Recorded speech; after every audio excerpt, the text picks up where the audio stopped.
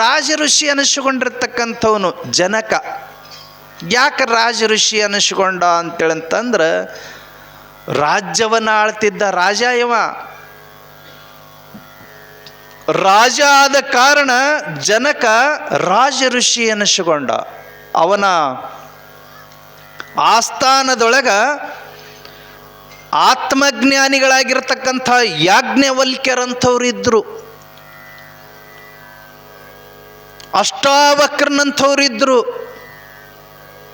ಅವನ ಆಸ್ಥಾನದೊಳಗ ಮಹಾನ್ ಮೇಧಾವಿ ಪಂಡಿತರು ಇದ್ದ ಕಾರಣ ಅವರ ಜೊತೆಗೆ ನಿತ್ಯ ಸಂವಾದ ಮಾಡೋದ ಕಾರಣ ಜ್ಞಾನಿಯಾಗಿ ಬಿಟ್ಟಿದ್ದ ಜನಕ.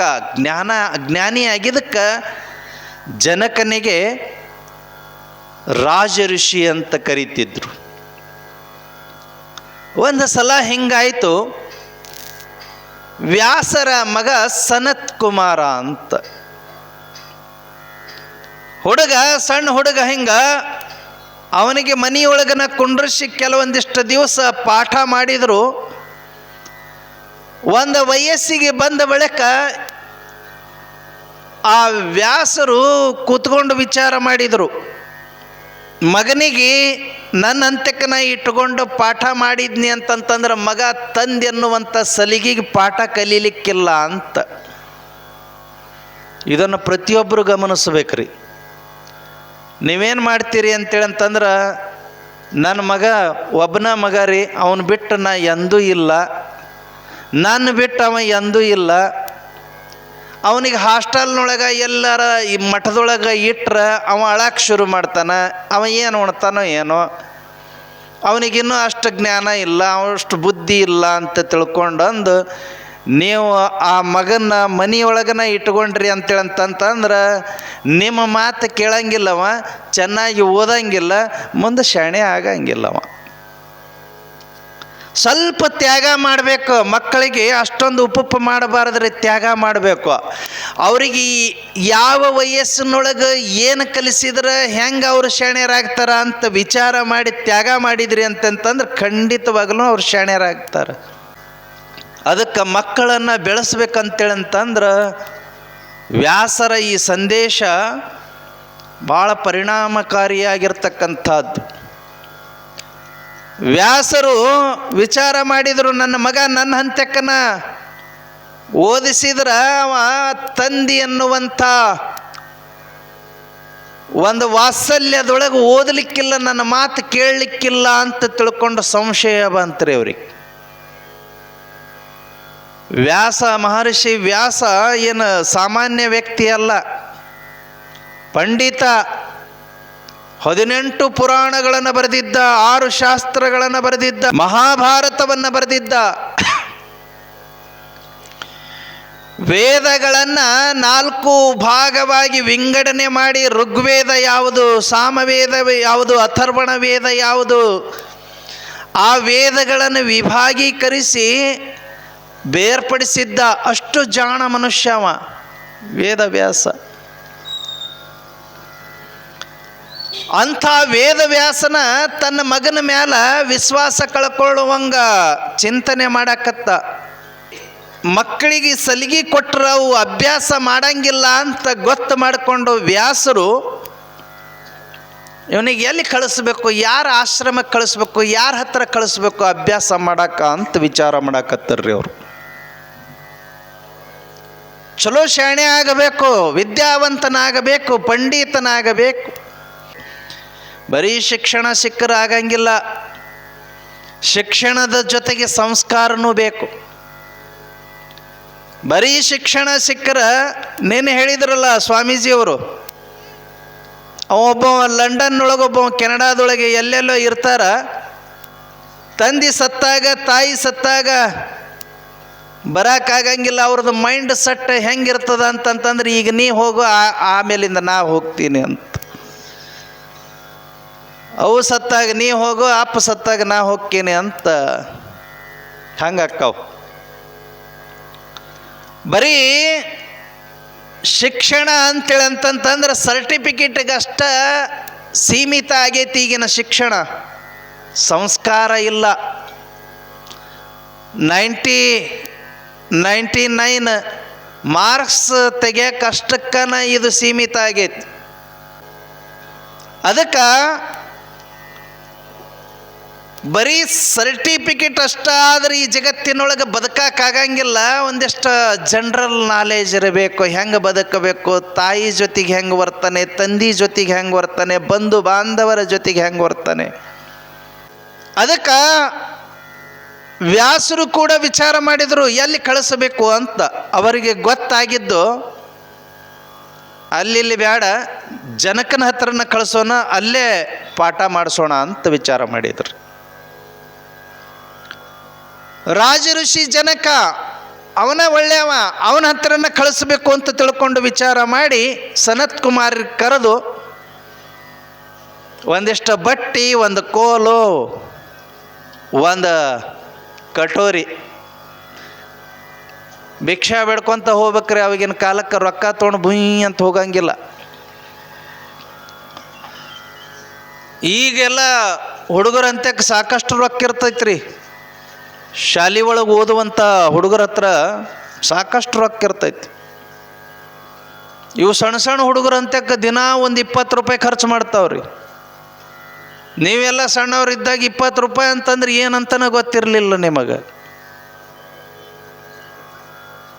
ಇವು ಹುಡುಗರಿಗೆ ಅದ್ರೊಳಗೆ ಅಪರೂಪಕ್ಕೆ 8 ವರ್ಷಕ್ಕೆ ಹುಟ್ಟಿತ್ತಂತಂದ್ರೆ ದಿವ್ಸಕ್ಕೆ 200 ರೂಪಾಯಿ ಖರ್ಚು ಮಾಡ್ತೈತ್ರಿ. ಅದು ಅಪರೂಪಕ್ಕೆ 8 ವರ್ಷಕ್ಕೆ ಹುಟ್ಟಬೇಕ್ರಿ. ಅದು ದಿವ್ಸಕ್ಕೆ 200 ರೂಪಾಯಿ ಖರ್ಚು.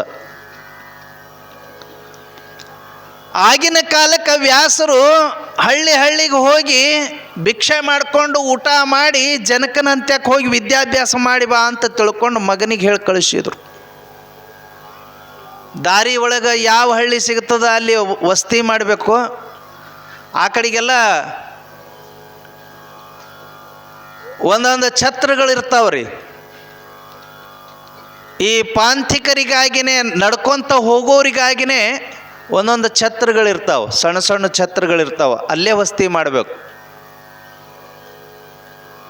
ಆ ನಂತರದೊಳಗೆ ಆ ಊರೊಳಗೆ ತಮಗೆಷ್ಟು ಬೇಕಷ್ಟು ಭಿಕ್ಷಾ ಬೇಡಬೇಕು, ಊಟ ಮಾಡಬೇಕು, ಆ ಛತ್ರದೊಳಗೆ ವಸತಿ ಮಾಡಬೇಕು. ಮರುದಿವ್ಸ ಎದ್ದು ಮತ್ತು ಮುಂದಿನ ಊರಿಗೆ ಹೋಗ್ಬೇಕು. ಹಿಂಗೆ ಮಾಡ್ಕೊತ ಸನತ್ ಕುಮಾರ ಒಂದು ದಿವಸ ಜನಕನ ಅರಮನೆಗೆ ಬಂದ. ಜನಕನ ಅರಮನೆ ಒಳಗೆ ಒಂದು ಪದ್ಧತಿ ಇತ್ತು. ಯಾಕಂತಂದ್ರೆ ರಾಜ ದಿಢೀರಂತ ಒಳಗೆ ಹೋಗುವಂಥ ವ್ಯವಸ್ಥೆ ಇರಲಿಲ್ಲ. ಅಲ್ಲೆಲ್ಲ ಒಂದಿಷ್ಟು ನಿರ್ಬಂಧ ಮಾಡಕ್ಕೆ ಒಂದಿಷ್ಟು ಸೇವಕರು ಇರ್ತಿದ್ರು, ಬಾಗಿಲ ಕಾಯುವವರು. ಆದ್ರೆ ಬ್ರಾಹ್ಮಣರಿಗೆ, ಯತಿಗಳಿಗೆ ಮತ್ತು ತಪಸ್ವಿ ಸನ್ಯಾಸಿಗಳಿಗೆ ಒಳಗೆ ಹೋಗಕ್ಕೆ ಯಾವ ನಿರ್ಬಂಧನೂ ಇರಲಿಲ್ಲ. ಯತಿವೇಷದೊಳಗಿರ್ತಕ್ಕಂಥ ಸನತ್ ಕುಮಾರ ಬಾಗಿಲಿಗೆ ಹೋದ ತಕ್ಷಣನೇ ಒಳಗೆ ಬಿಟ್ಟರು. ನಡಿಪ್ಪ ಒಳಗೆ ಅಂತೇಳಿ ಬಾಗಿಲ ಕಾಯೋರು ಒಳಗೆ ಬಿಟ್ಟರು. ಅಂತಃಪುರ ದೊಡ್ಡದೊಂದು ಹಾಲ್. ಆ ಹಾಲ್ನೊಳಗೆ ಅಂತಃಪುರದೊಳಗೆ ಹಿಂಗೊಂದು ಹಂಸ ತೂಲಿಕೆ ಮಂಚ ಐತಿ. ಆ ಮಂಚದ ಮ್ಯಾಲ ಜನಕ ಮಹಾರಾಜ ಕಣ್ಣು ಮುಚ್ಕೊಂಡು ಹಿಂಗೆ ಮಲ್ಕೊಂಡನ. ಹರಿಯಾದ ಹುಡುಗಿಯರು, ಸುಂದರಿಯರು ಸೇವಾ ಮಾಡಕತ್ತಿದ್ದನ್ನ ಸನತ್ ಕುಮಾರ್ ನೋಡಿದರು. ಬಾಗಲ್ದೊಳಗೆ ಹಿಂಗೆ ಇಣಕಿದ ತಕ್ಷಣನೇ ಕಂಡು ಬಿಡ್ತು. ನೋಡಿದರು, ಮುಖ ಕಿವುಚಿದ್ರು. ಸನತ್ ಕುಮಾರ್ ಸಣ್ಣ ಹುಡುಗ, ಒಂದು 12-15 ವರ್ಷ. ಮುಖ ಕಿವುಚಿ ಒಂದು ನಿಮಿಷ ನಿಂತ್ಕೊಂಡು ವಿಚಾರ ಮಾಡ್ದ. ಇವ ಏನು ನನಗೆ ಗುರು ಅಕ್ಕನ ಅಂತೇಳಂತಂದ. ಗುರು ಆಗುವಂಥ ಲಕ್ಷಣ ಒಂದೂ ಇಲ್ಲ ಇವನ ಹತ್ರ. ಗುರು ಆಗುವಂಥ ಲಕ್ಷಣ ಒಂದರ ಇರಬೇಕಾ? ಇವ ನೋಡಿದ್ರ ಹಂಸ ತೂಲಿಕೆ ಮೇಲೆ ಮಲ್ಕೊಂಡನ. ಹಂಸ ತೂಲಿಕೆ ಮೇಲೆ ಮಲ್ಕೊಂಡು, ಸ್ವಲ್ಪ ಸೌಂಡ್ ಕೊಡ. ಹಂಸ ತೂಲಿಕೆ ಮೇಲೆ ಮಲ್ಕೊಂಡು 4 ಜನ ಹೆಣ್ಮಕ್ಕಳು ಕೈ ಕಾಲ ಹಿಚ್ಕಾಕತ್ಯಾರ, ಮಾಲೀಶ್ ಮಾಡಾಕತ್ಯಾರ. ಆ ಹೆಣ್ಮಕ್ಳ ಕಡೆಯಿಂದ ಮುಟ್ಟಿಸ್ಕೊಂಡು ಮಾಲೀಶ್ ಮಾಡ್ಕೊಳ್ತಕ್ಕಂಥವ್ ಇವ ಯಾ ಗುರು ಅಂತೇಳಂತಂದ. ಛೀ ಅಂದು ಬೇಡ ಬೇಡ ಇವನಂತಕ ಅಭ್ಯಾಸ ಮಾಡೋದು ಅಂತ ತಿಳ್ಕೊಂಡು ಹೊಂಟಿದ್ದ. ಜನಕ ತನ್ನ ಸೇವಕನ ಮುಂದೆ ಹೇಳಿ ಕಳಿಸದ, ಒಬ್ಬ ಸಾಧಕ ಬಂದನ, ಯತಿ ಬಂದನ, ಅವನ್ನ ಕರ್ಕೊಂಡು ಬರ್ರಿ ಅಂತ. ಅವ ಹೋಗಿ ಮಹಾರಾಜರು ಕರಿತಾರ್ರಿ ಅಂತ ತಿಳ್ಕೊಂಡು ಕರ್ಕೊಂಡು ಬರೋದ್ರೊಳಗನ ಆ 4 ಜನ ಹೆಣ್ಮಕ್ಳನ್ನ ಒಳಗೆ ಕಳಿಸಿ ಒಂದು ಅಂಗಿ ಹಾಕ್ಕೊಂಡು ಹಂಸ ತೂಲಿಕೆ ಮೇಲೆ ಎದ್ದು ಕೂತ್ಕೊಂಡಿದ್ದ ಜನಕ. ಕರ್ದಾನ ಅಂದ ತಕ್ಷಣನೇ ಹೊಳ್ಳಿ ಬಂದ ಸನತ್ ಕುಮಾರ. ಬರ್ರಿ ಬರ್ರಿ ಇಲ್ಲೇ ಬರ್ರಿ ಅಂತ ತಿಳ್ಕೊಂಡು ಒಂದು ಉಚಿತ ಆಸನದೊಳಗೆ ಕೊಂಡ್ರಸದ. ಭಾಳ ದೂರ್ಲಿಂದ ನಡ್ಕೊತ ಬಂದಂಗೆ ಕಾಣಿಸ್ತದ. ಯಾರು ನೀವು ಅಂತ ತಿಳ್ಕೊಂಡು ಕೇಳ್ದ. ನಾನು ವೇದ ವ್ಯಾಸರ ಮಗ ಸನತ್ ಕುಮಾರ್. ಭಾಳ ಚಲೋ ಆಯ್ತು, ಬಂದಿದ್ದು ಭಾಳ ಚಲೋ ಆಯ್ತು. ಭಾಳ ದೂರ್ಲಿಂದ ನಡ್ಕೊತ ಬಂದೀರಿ, ಭಾಳ ದಿವಸ ಆಯ್ತು ಅಂತ ಕಾಣಿಸ್ತದ. ಭಾಳ ಹೈರಾಣ ಆಗೀರಿ. ಒಂದಿಷ್ಟು ಬರೋದು ಬಂದೀರಿ, ಹಂಗೆ ಯಾಕೆ ಹೋಗ್ತೀರಿ? ಒಂದಿಷ್ಟು ಎಣ್ಣೆ ಮಜ್ಜನ ಸ್ನಾನ ಮಾಡ್ಕೊಂಡು ಒಂದು ಚಲೋದು ಊಟ ಮಾಡಿಕೊಂಡು ಒಂದಿಷ್ಟು ರೆಸ್ಟ್ ತೊಗೊಂಡು ಹೋಗ್ಬೋದಲ್ಲ ಅಂತಂದ ಜನಕ. ಆಯಿತು ಅಂತ ತಿಳ್ಕೊಂಡು ಕೂತ್ಕೊಂಡ. ಸನತ್ ಕುಮಾರ್ನಿಗೂ ಅನ್ನಿಸ್ತು, ಭಾಳ ದಿವಸ ಆಯ್ತು ನಾನು ನಡ್ಕೊತ ಬಂದಿದ್ದೀನಿ, ಬಿಸಿನೀರು ಕಂಡಿಲ್ಲ, ಬಿಸಿದ ಊಟ ಕಂಡಿಲ್ಲ, ಏನೋ ಸಿಗ್ತೈತಂತಂದ್ರೆ ಮಾಡ್ಕೊಂಡು ಹೋಗೋಣ ಇವತ್ತರ ಅಂತ ತಿಳ್ಕೊಂಡು ಅಂದು ಕೂತ್ಕೊಂಡ. ನೀರು ಕಾಸಕ್ಕೆ ಹೇಳಿದರು. ಒಂದು ಹಂಡೆ, ದೊಡ್ಡ ಹಂಡೆ ನೀರು ಕಾಸಿದ್ರು.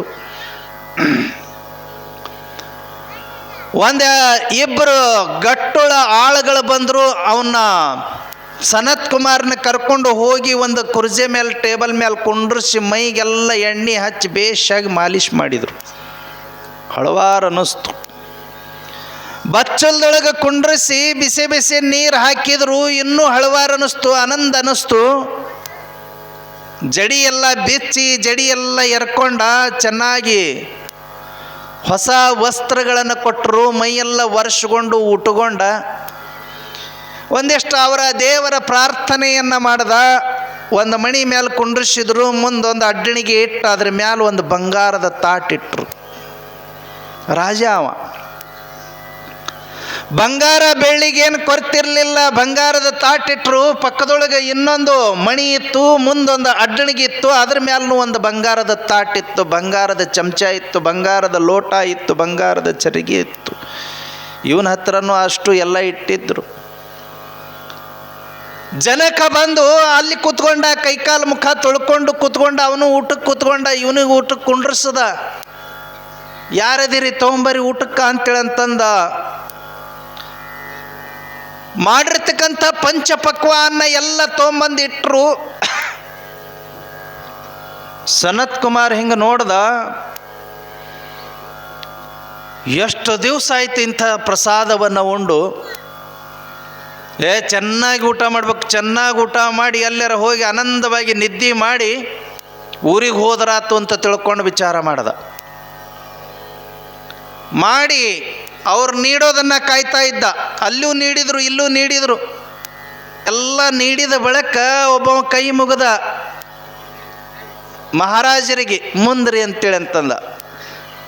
ಮತ್ತಪ್ಪಣಿ ಮಾಡಿದ, ತಗೊಂಡು ಬರಿಪ್ಪ ಅದು. ಇಬ್ಬರು ಬಂದರು, ಒಂದು ಸ್ಟೂಲ್ ತೊಗೊಂಡು ಬಂದರು. ಸ್ಟೂಲ್ ಇಟ್ಟರು ಪಕ್ಕದಾಗ, ಸನತ್ ಕುಮಾರ್ನ ಪಕ್ಕದಾಗ. ಅದ್ರ ಮ್ಯಾಲ ಒಬ್ಬ ಎದ್ದು ನಿಂತ್ಕೊಂಡ.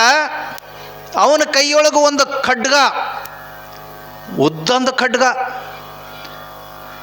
ಉದ್ದನೆಯ ಖಡ್ಗ. ಜಳಪಿಸಿದ್ರೆ ಹಂಗ ಚಿಮಣಿ ಬೆಳಕನ್ನೊಳಗೆ ಸಿಡ್ಲು ಹೊಡೆದಂಗೆ ಆಗಕತ್ತಿತ್ತು. ಅಷ್ಟು ಚೂಪಿತ್ತು, ಮೊನಚಾದ ತುದಿ ಇತ್ತು. ಅದಕ್ಕೆ ಒಂದು ಕುದುರೆ ಬಾಲದ್ದು ಒಂದು ಎಳಿ ತಗೊಂಡು, ಕೂದಲು ಎಳಿ ತಗೊಂಡು ಹಿಂದೆ ಹಿಡಿಗೆ ಕಟ್ಟಿದ್ರು. ಹಿಡ್ಕೊಳ್ಳೋ ಹಿಡಿ ಇರ್ತದಲ್ಲ, ಆ ಹಿಡಿಗೆ ಕಟ್ಟಿದ್ರು. ಅದನ್ನು ಕಟ್ಟಿ ಆ ಕುದುರೆ ಬಾಲದ ಎಳಿನ ತಗೊಂಡು ಮ್ಯಾಲೆ ಜಂತಿ ಒಳಗೆ ಕಟ್ಟಿದ್ರು ರೀ. ಸನತ್ ಕುಮಾರ್ನ ನಡುನೆತ್ತಿಗೆ ನೇರವಾಗಿ ಕಟ್ಟಿದ್ರು. ಇವ ಹೆಂಗೆ ನೋಡ್ದ, ಇದ್ಯಾಕ ಅಂದ. ಇಷ್ಟೆಲ್ಲ ಉಪಚಾರ ಮಾಡ್ಯಾರ. ಬಚ್ಚಲ್ದಾಗ ಕುಂಡ್ರಿಸಿ ಎಣ್ಣೆ ಮಜ್ಜನ ಮಾಡಿಸ್ಯಾರ, ಬಿಸಿ ನೀರು ಸ್ನಾನ ಮಾಡಿಸ್ಯಾರ, ಹೊಸ ಬಟ್ಟೆ ಕೊಟ್ಟಾರ, ಕರ್ಕೊಂಡು ಬಂದು ಬಂಗಾರದ ಲೋಟ, ಬಂಗಾರದ ತಾಟ, ಬಂಗಾರದ ಚರಿಗಿ ಇಟ್ಟು ಅದ್ರೊಳಗೆ ಪಂಚಪಕ್ವಾನ್ನ ಎಲ್ಲ ನೀಡ್ಯಾರ. ಮತ್ತಿದು ಸಾಯುವಂಥದ್ದು ಇದು ಯಾಕೆ ಮತ್ತೆ ಮ್ಯಾಲ ಖಡ್ಗ ಅಂತ ಕೇಳ್ದ. ಇಲ್ಲ, ನಮ್ದು ಅರಮನೆಯ ಪದ್ಧತಿ. ಯಾರ ಅತಿಥಿಗಳು ಬರಲಿ, ಅವ್ರ ಅತಿಥಿಗಳು ಬಂದರು ಅಂತಂತಂದ್ರೆ ಅವ್ರಿಗೆ ನಾವು ಹಿಂಗೆ ಉಪಚಾರ ಮಾಡೋದು. ಊಟಕ್ಕೆ ಕುಂತಾಗ ಅವ್ರ ತಲೆ ಮೇಲೆ ಒಂದು ಖಡ್ಗ ಕಟ್ತೀವಿ. ಇದು ನಮ್ಮ ಪದ್ಧತಿ ಅಂದ ಜನಕ. ಅವಾಗ ಇವ ಸನತ್ ಕುಮಾರ್ ಅಂತಂದ, ಅದು ಹರಿದು ಬಿತ್ತು ಅಂತೇಳಂತಂದ್ರೆ ನಾನು ಸತ್ತ ಹೊಕ್ಕಿನಿ, ಬಂದು ಎಳ್ಳತ್ತಿ ಒಳಗೆ ಗಚ್ ಅಂತ ನಡ್ತೈತಿ, ನಾ ಸತ್ತ ಹೊಕ್ಕಿನಿ, ಇಲ್ಲೇ ನಿಮ್ಮ ಊಟನೂ ಬೇಡ, ನಿಮ್ಮದು ಏನೂ ಬೇಡ, ನಾ ಎದ್ದು ಹೊಕ್ಕಿನಿ ಅಂತ ತಿಳ್ಕೊಳಂತಂದ. ಹಂಗೆ ಎದ್ದು ಹೋಗಂಗಿಲ್ಲ, ಒಂದು ಸಲ ಕುಂತ ಬಳಕ ಮುಗಿದು ಹೊತ್ತು ಉಂಡ ಹೋಗ್ಬೇಕು. ಸನತ್ ಕುಮಾರ್ ಹೇಳ್ದ, ಹಂಗಾದ್ರೆ ಅದು ಕುದುರೆ ಬಾಲದ ಕೂದಲಿಗೆ ಕಟ್ಟಬೇಡ್ರಿ, ಒಂದು ಚಲೋದ ಹಗ್ಗ ತಗೊಂಡರ ಕಟ್ರಿ ಅಂತೇಳಂತಂದ. ಆ ಪದ್ಧತಿ ಇಲ್ಲ, ಕುದುರೆ ಬಾಲಿಗೆ ಕಟ್ಟಬೇಕು. ನಾಳೆಗೆ ಇದೊಂದು ಪ್ರಯೋಗ ಮಾಡಿರಿ, ನಿಮ್ಮ ಮನೆ ಬೀಗರು ಬರ್ತಾರಲ್ಲ, ಎಲ್ಲರಿಗೂ ಒಂದೊಂದು ಕಟ್ಟಿ ನೋಡ್ರಿ ನೀವು. ಇದು ಒಳ್ಳೆ ಯಾವ ಹೇಳ್ಯಾನ ಅಂತಾರವ್ರು. ಯಾರು ಹೇಳ್ಯಾರ ಅಂತ ಗೌರವ ಕೊಟ್ಟು ಅನ್ನಂಗಿಲ್ಲ. ಹಿಂಗೆ ಮಾಡಂತ ಯಾವ ಹೇಳ್ಯಾನ, ನನ್ನ ಕಡೆಗೆ ಬರ್ತಾರವ್ರು. ಕಟ್ಟಿದ್ರಿ ಖಡ್ಗಾನ, ಈಗ ಊಟ ಮಾಡ್ರಿ ಅಂತೇಳಂತಂದ. ಮಾಡ ಹೇಳ್ಬೇಕು, ಹಂಗೆ ಹೇಳಂಗಿಲ್ಲ, ಹೇಳಕ್ಕೆ ಬಿಡಂಗೂ ಇಲ್ಲ ಅಂತೇಳಂತಂದ ಜನಕ. ಇವ ಸನತ್ ಕುಮಾರನಿಗೆ ಲಕ್ಷ ಎಲ್ಲ ಖಡ್ಗದ ಕಡೆಗೆ ಹೋತ್ರಿ. ಉಣ್ಣಕ್ಕೆ ಚಾಲು ಮಾಡ್ದ. ತಾಟ್ ಕಡೆಗೆ ನೋಡವಲ್ಲ, ಹಿಂಗೆ ಮ್ಯಾಲ ಅದು ಹರಿದು ಬೀಳಂಗೈತೆ ಅಂತ ತಿಳ್ಕೊಂಡು ಹಿಂಗೆ ಮ್ಯಾಲೆ ನೋಡ್ತಿದ್ದ, ಗಬಗಬ ತಿಂತಿದ್ದ, ಮ್ಯಾಲೆ ನೋಡ್ತಿದ್ದ, ಗಬಗಬ ತಿಂತಿದ್ದ. ಅವ್ರು ನೀಡೋರು ಏನು ನೀಡೋಣ್ರಿ ಅಂತೇಳಂದ್ರೆ ಏನಾರ ನೀಡ್ರಿ ಅಂತಿದ್ದ. ಅವ್ರು ಏನು ನೀಡಿದ್ರು ಇವ ಏನು ಉಂಡನೋ ಗೊತ್ತಾಗಲಿಲ್ಲ. ಪಟ್ ಅಂತ ನೀರು ಕುಡ್ದವನ ಕೆಳಗೆ ಜಿಗದ ಬಿಟ್ಟ. ಮಣಿಲಿಂದ ಕೆಳಗೆ ಜಿಗದು ಹೊರಗೆ ಬಂದು ನಿಂತ್ಕೊಂಡ. ಜನಕ ಆನಂದವಾಗಿ ಊಟ ಮಾಡಿ ಅವನ್ನ ಕರ್ಕೊಂಡು ಹೋಗಿ ಹಂಸ ತೂಲಿಕೆ ಮೇಲೆ ಕೂತ್ಕೊಂಡು ಕೇಳ್ದ, ಸನತ್ ಕುಮಾರ್ರೇ ಏನು ಉಂಡ್ರಿ ಅಂತೇಳಂತಂದ್ರು. ಸನತ್ ಕುಮಾರ್ ಅಂದ, ಏನು ಉಂಡಿನಿ ನನಗೇನು ಗೊತ್ತು, ಮ್ಯಾಲ್ ಕಟ್ಟಿದ್ರಲ್ಲ ಖಡ್ಗ, ಅದು ಹರಿದು ಬೀಳಂಗೈತೆ ಅಂತ ಅದ್ರ ಕಡೆಗೆ ನನ್ನ ಲಕ್ಷ್ಯ ಇತ್ತು, ನಾನು ಏನು ಉಂಡಿ ನಂಬದ ನನಗೆ ಗೊತ್ತಾಗಿಲ್ಲ ಅಂತೇಳಂತಂದ. ಅವಾಗ ಜನಕ ಹೇಳ್ದ, ಮ್ಯಾಲ ಖಡ್ಗದ ಕಡೆಗೆ ನಿಮ್ದು ಹೆಂಗೆ ಲಕ್ಷ್ಯ ಇತ್ತು ಹಂಗೆ ನನ್ನ ಲಕ್ಷ್ಯ ಭಗವಂತನ ಕಡೆಗೆ ಇರ್ತದೆ. ಇಲ್ಲಿ ಹೆಣ್ಮಕ್ಳು ಕೈ ಕಾಲ ಒತ್ತಾರೋ ಬಿಡ್ತಾರೋ ಗೊತ್ತಿಲ್ಲ, ಈ ರಾಜ್ಯದೊಳಗೆ ಇರ್ತೀನೋ ಇಲ್ಲೋ ಗೊತ್ತಿಲ್ಲ, ನಾ ಏನು ಉಣ್ತೀನಿ ಅನ್ನೋದು ಗೊತ್ತಿಲ್ಲ. ಇದ್ರೊಳಗೆ ಇದ್ದನು, ಸಂಸಾರದೊಳಗೆ ಇದ್ರೂ ಸಂಸಾರವನ್ನು ಮನಸ್ಸಿಗೆ ಹಚ್ಕೊಳ್ಳಲ್ದಂಗೆ ಮನಸ್ಸಿನೊಳಗೆ ಮಹಾದೇವನ ನೆಲೆ ಆಗಿತ್ತು ಅಂತೇಳಂತಂದ್ರೆ ಅವ ರಾಜ ಋಷಿ ಆಗ್ತಾನ, ಬ್ರಹ್ಮ ಋಷಿ ಆಗ್ತಾನ ಅಂತ. ಆವಾಗ ಸನತ್ ಕುಮಾರ ಎದ್ದವನ ಸಾಷ್ಟಾಂಗ ಹಾಕದ. ಜನಕ ಮಹಾರಾಜನಿಗೆ ನಿಜವಾದ ಜ್ಞಾನಿ ಅಂತಂದ್ರೆ ನೀನ, ಗುರು ಅಂದ್ರೆ ನೀನ ಅಂತೇಳಂತಂದ. ಅವರ ಕ್ರಿಯೆ ಮುಖ್ಯ ಅಲ್ಲ, ಜ್ಞಾನ ಮುಖ್ಯ ಅಂತ. ನಹಿ ಜ್ಞಾನೇನ ಸದೃಶಂ ಅಂತೇಳಿತು. ಜ್ಞಾನಕ್ಕೆ ಸಮಾನವಾಗಿರ್ತಕ್ಕಂಥದ್ದು, ಇನ್ನೊಂದು ಸದೃಶವಾಗಿರ್ತಕ್ಕಂಥದ್ದು ಈ ಜಗತ್ತಿನೊಳಗೆ ಮತ್ತೊಂದಿಲ್ಲ ಅಂತ. ನಹಿ ಜ್ಞಾನೇನ ಸದೃಶಂ. ಅದಕ್ಕೆ ಜ್ಞಾನಕ್ಕಿಂತಲೂ ದೊಡ್ಡದಾಗಿರ್ತಕ್ಕಂಥದ್ದು ಯಾವುದೇ ಇಲ್ಲಲ್ಲ. ಅಂಥ ಜ್ಞಾನವನ್ನು ಸಂಪಾದನೆ ಮಾಡ್ತಕ್ಕಂಥದ್ದೇ ಮುಖ್ಯ ಗುರಿಯಾಗಬೇಕು ಅಂತ ತಿಳ್ಕೊಂಡು ಜನಕ ತೋರಿಸಿಕೊಟ್ಟ. ಹಂಗೆ